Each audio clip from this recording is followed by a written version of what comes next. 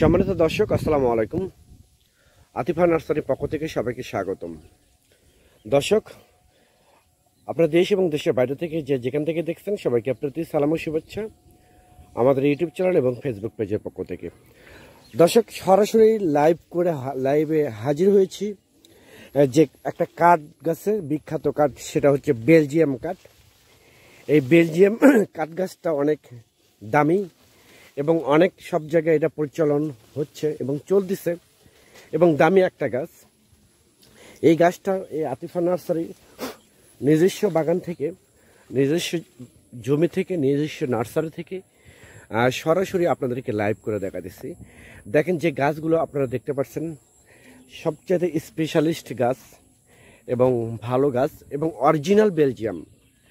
এই গাছটা হচ্ছে কি অরিজিনাল বেলজিয়াম গাছ, এর মধ্যে কোনো ক্রস নেই।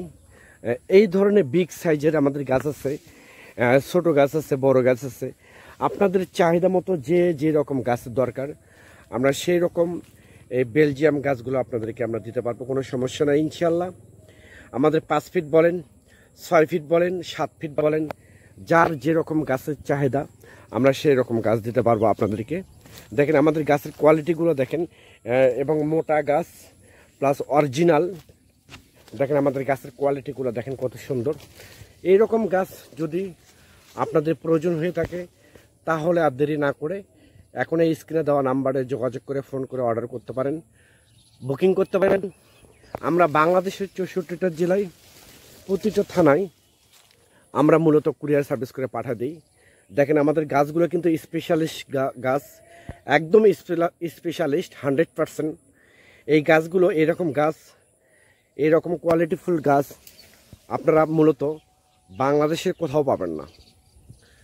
এরকম স্পেশালিস্ট গাছ, সুপার কোয়ালিটি, প্রিমিয়াম কোয়ালিটি গাছ আমি মনে করি এই আতিফা নার্সারির পক্ষ থেকে আমি মনে করি এইরকম গাছ আপনারা বাংলাদেশের কোনো জায়গা থেকে আপনারা নিতে পারবেন না।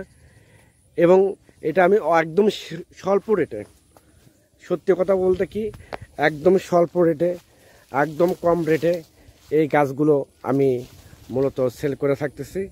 যদি আপনাদের ভালো লেগে থাকে, যদি আপনাদের পছন্দ হয়ে থাকে তাহলে আর দেরি না করে স্ক্রিনে দেওয়া নাম্বারে আপনারা ফোন করে অর্ডার করতে পারেন, বুকিং করতে পারেন।